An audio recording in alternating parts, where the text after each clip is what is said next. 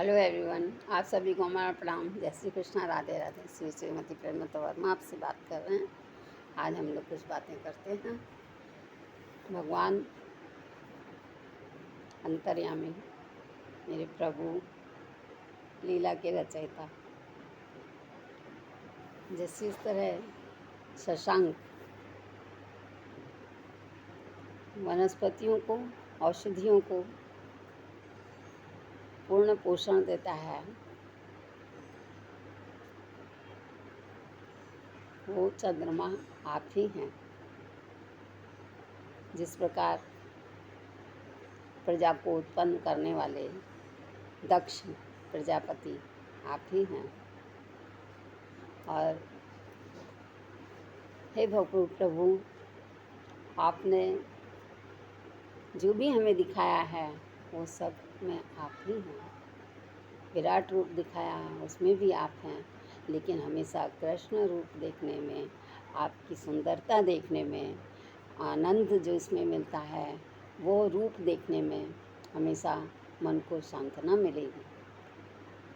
इसलिए भगवान का ऐसा रूप देखना चाहिए, उसको ऐसा जिसमें प्यार, उत्साह, उमंग हो। इस रूप में हम देखते हैं भगवान को।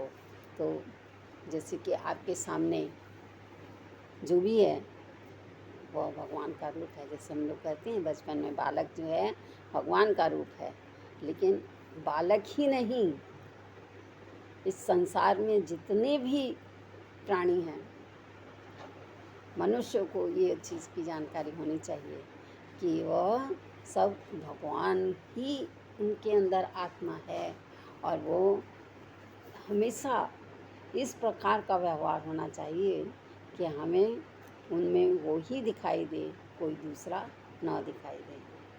है वो दौरानी जेठानी हैं, वो सास बहू हैं, बेटा बेटी हैं, लेकिन सब में आत्मा तो है ही, परमात्मा तो बैठा ही है।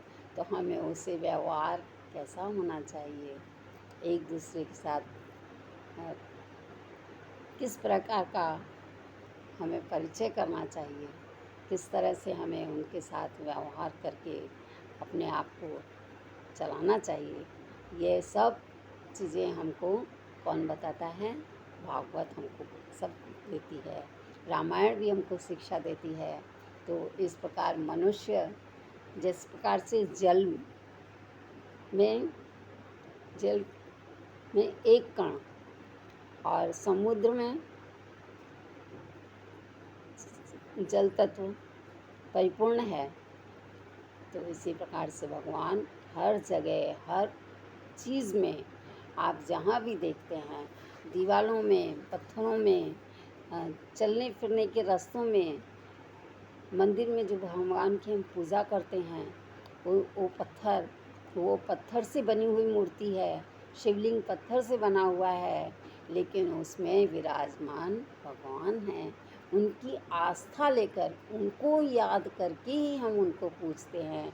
इसलिए बुजुर्गों को ऐसा होना चाहिए कि जिस प्रकार से पत्थर जड़ हो जाता है, शांत हो जाता है, उसी प्रकार हमें भी होना चाहिए। जय श्री कृष्णा, राधे राधे। हंसते रहिए, खेलते रहिए, खिलखिलाते रहिए, मुस्कुराते रहिए, सदा आनंद लेते रहिए, अपनी लाइफ एंजॉय कीजिए।